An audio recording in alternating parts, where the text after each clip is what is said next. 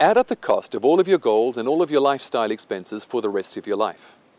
Now compare that to all of the income you're likely to earn for the rest of your life. There's a strong probability that your income won't pay for your lifestyle.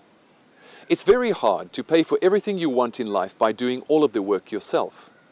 You should get your money to do some of the work for you. While you're working, you need to spend less than you earn and save so that by the time you stop working, you'll have enough capital to cover your lifestyle expenses for the rest of your life. How much money would you need in order to be financially independent, meaning that your savings can sustain you for the rest of your life? If you don't want to draw more than 5% of your savings in your first year of retirement, you would need capital at least equivalent to 20 times your annual expenses. That means that if your expenses were, say, 10,000 Rand per month, you'd need a capital base of 2.4 million Rand. So how do you save that much money? Well, let's say that your money grows at a real return of 5% per annum. In other words, a return of 5% above inflation. If you started saving at age 25 and you wanted to retire at age 65, giving yourself 40 years or 480 months to save, you would need to save 1,600 Rand per month. If you only started at age 35, thus giving yourself 30 years or 360 months, you'd have to save 2,900 Rand per month. Waiting until you're 45 before you start cuts your savings period down to 20 years, which is only 240 months, and it increases your monthly savings requirement to 5,800 Rand. Notice that this is twice as much as you'd have to save if you started a decade earlier, and almost 4 times as much as if you'd started at age 25.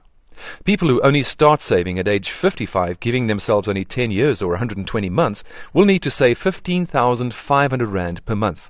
Now notice that they need to save more per month than the cost of the lifestyle, in other words, the 10,000 Rand per month, that they want their capital to support. And those who wait until age 60 with only 5 years or 60 months to go will have to save 35,300 Rand per month. Let's look at the goal of 2.4 million Rand from a different perspective. We'll divide the goal between your own contributions, which is you working for your money, and the compounding growth, which is the money working for you. If you start saving at age 25, your contributions of 1,600 Rand per month over 40 years total 768,000. The remaining 1,632 million is made up by compound growth on your money. Your contributions will make up 32% of the total capital at retirement, while the compound growth will make up 68% of the capital.